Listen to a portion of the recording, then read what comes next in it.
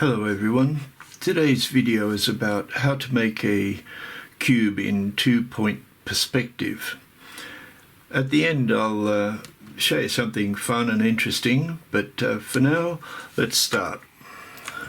Okay, so we have the vanishing point on the left and right, and basically what we're going to do is just make a line from that vanishing point down to about here, and then from the other side do the same. Okay, so we'll make a point here and here, and we'll aim at those points. Just keep your lines nice and light. Now, 2-point perspective is incredibly useful for artists. It enables you to make a picture which looks real. So if you want to draw a scene, or if you want to draw a crowd picture, even a portrait, 2-point perspective is going to help you immensely. I'm just doing vertical lines now. Now we'll make a point here like so, and trace back to each of those VPs, vanishing points. Okay, so now we can say that this is the height of that cube. Always be careful to make it straight, the set square.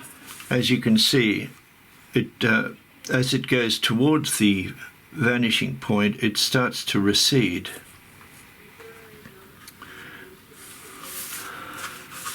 And lastly,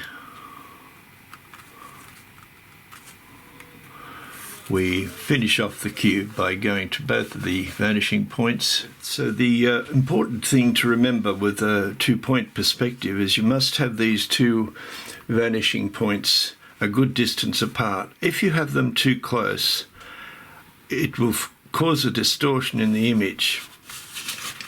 So I'll demonstrate that for you now. And we draw 2 more lines down from the vanishing points,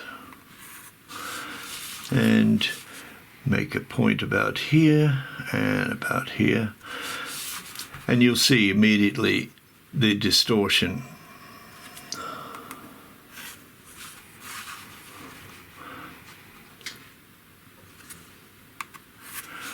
Right, so now we can project up, and even more I'll be able to demonstrate how important it is to have the lines, the vanishing points, a good distance away. So we draw our vertical from the center one, that will be the highest, and we'll just work it out here.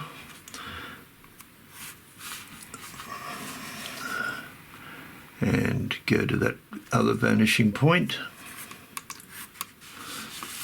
and then do a vertical.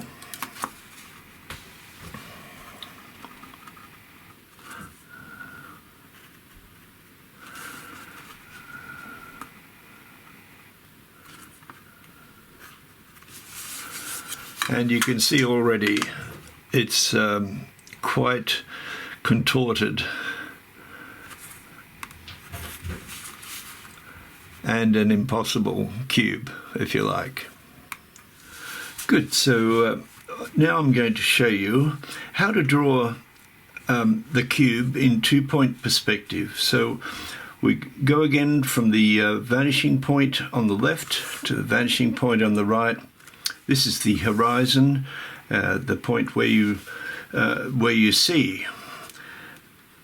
Okay, so I'm going to place the rectangle first of all, like so. Try and be as accurate as you can, but if you make a mistake, then it's okay, you can easily repair it. Okay, so now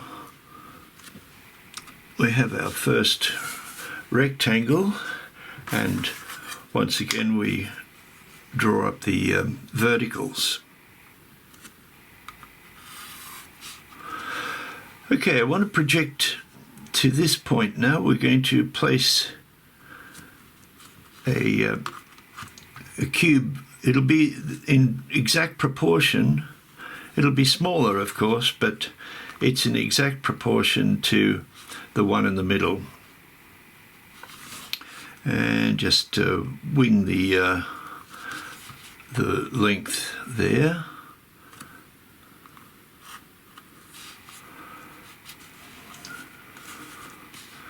And once again we use our triangle to do the verticals.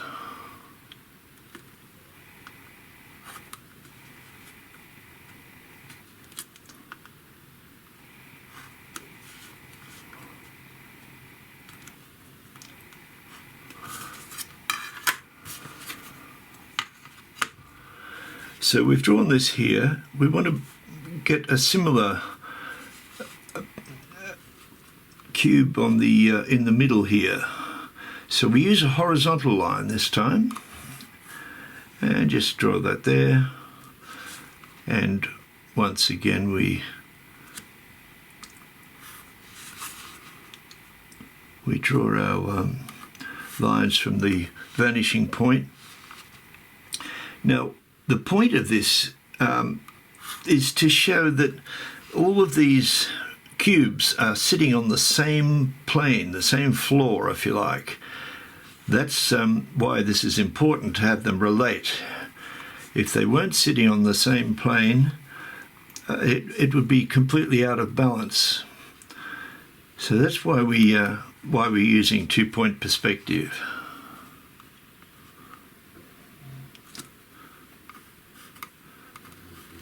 And you can see we just repeat the whole system again. Okay, now we come to the important part where we place a cube somewhere in the center. So using a horizontal line, quite simple. I'll put it about here. Okay, we'll do the corner. Go to the vanishing point from that corner.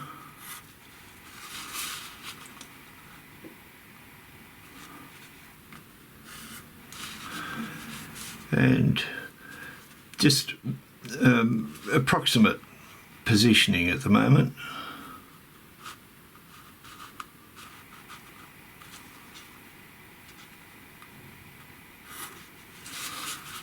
Now we have our rectangle.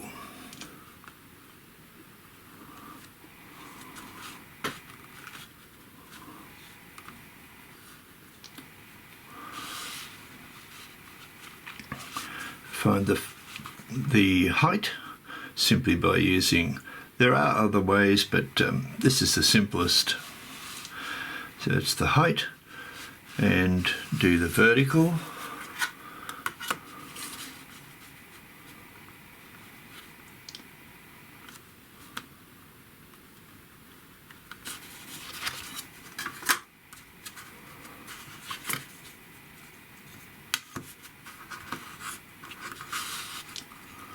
And go to the vanishing point once again. So when we want to place a figure, we establish one figure first. So I'm going to make a line from the vanishing point here, just a light line, but I want to be able to see it, and go right across to the other side. Okay, I'm going to place a figure just in the background here. So we'll just draw a line like so, and this can represent the figure. And I'll just put a little circle there for the head. So head and feet. Okay, so I'd like to put a figure right here, right in the foreground. So how can we do that? Now, you may be able to work it out from other lessons that you might have seen from me, but let's do it now. Okay, we do a vertical line way over here, and that represents this figure. How do we get her to come over here? Horizontal lines is the answer. You just simply bring it across, like so.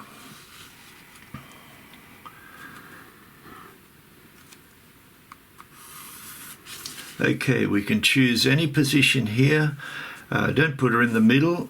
It's good design just to offset it from about here.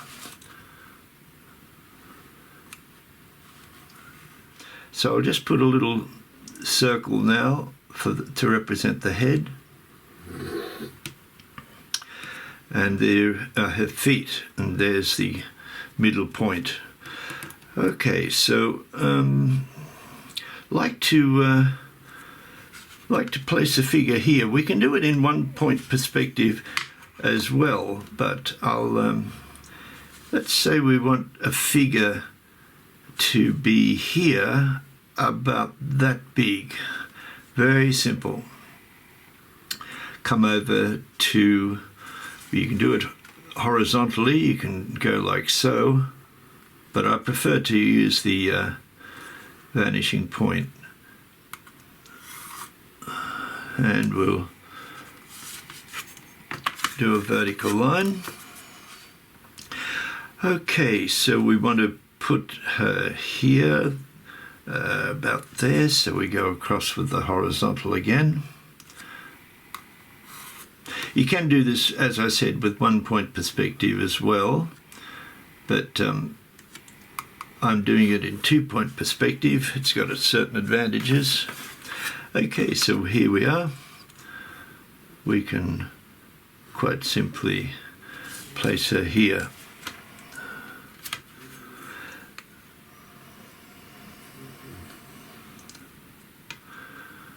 Right. Okay, let's put a little circle here.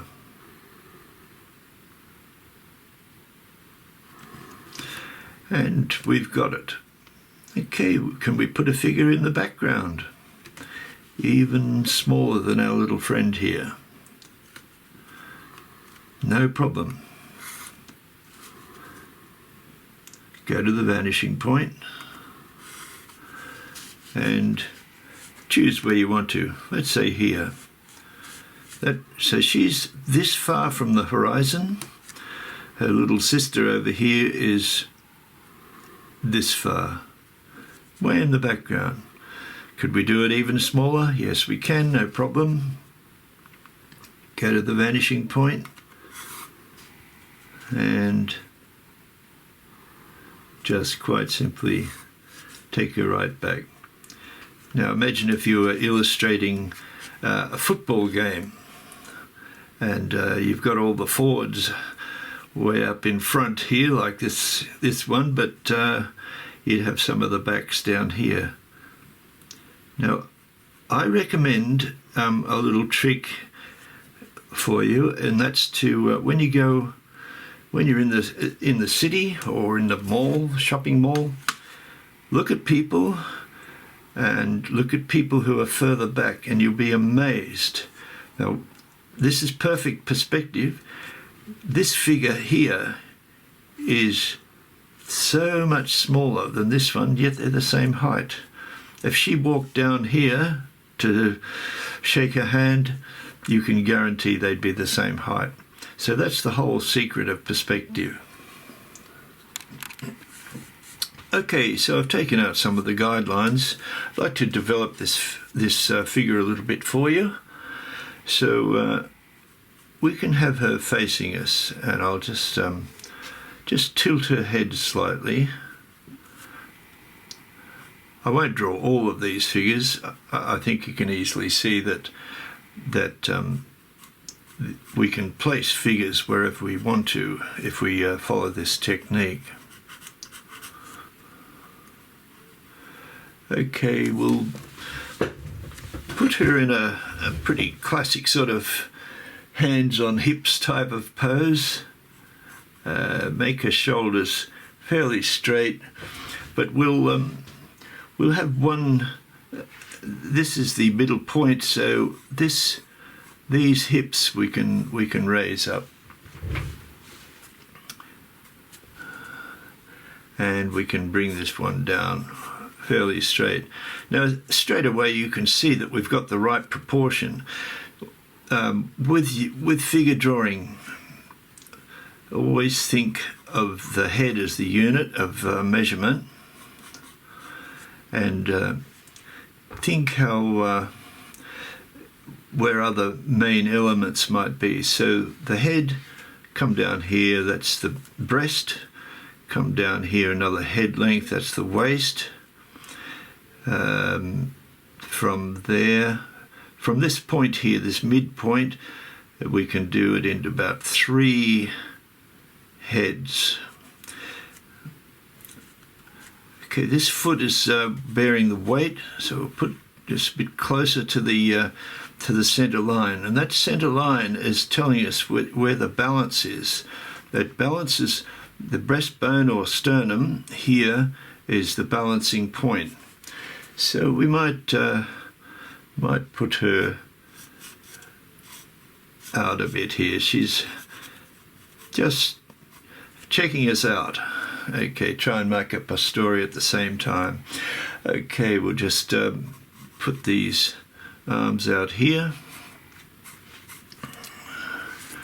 and hands not on hips, actually a little bit higher. In fact, we'll exaggerate that pose a bit. Okay, so let's give her a waist and then come out. Not going into detail. Don't make your mind up about things too quickly. Be flexible. Always be prepared to change. And always be general when you're drawing.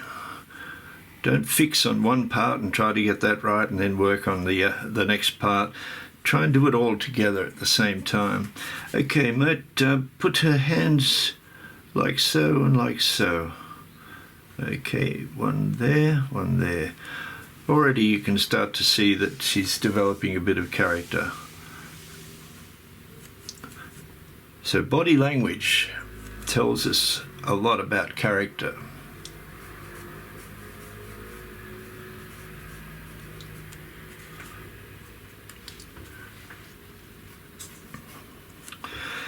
And so knees are about here.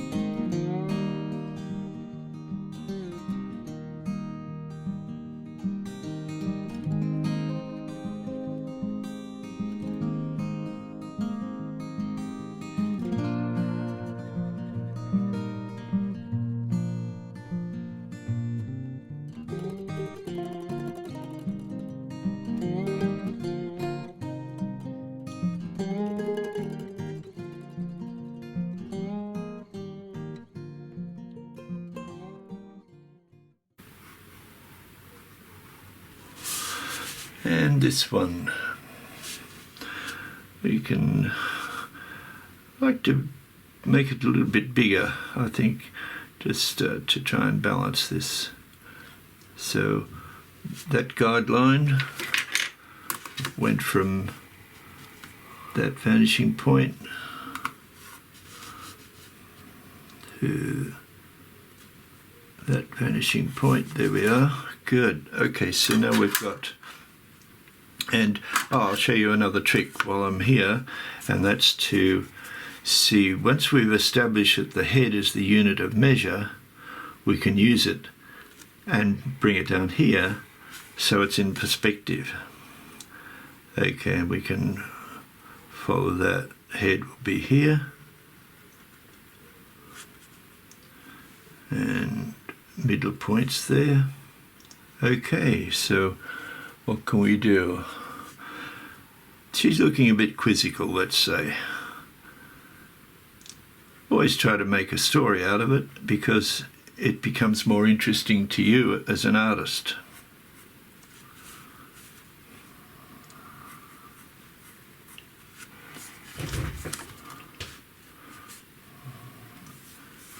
And she's standing straight.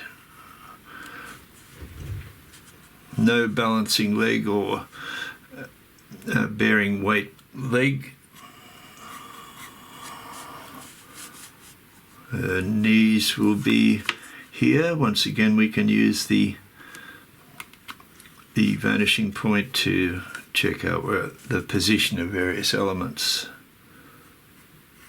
Let's have her standing straight.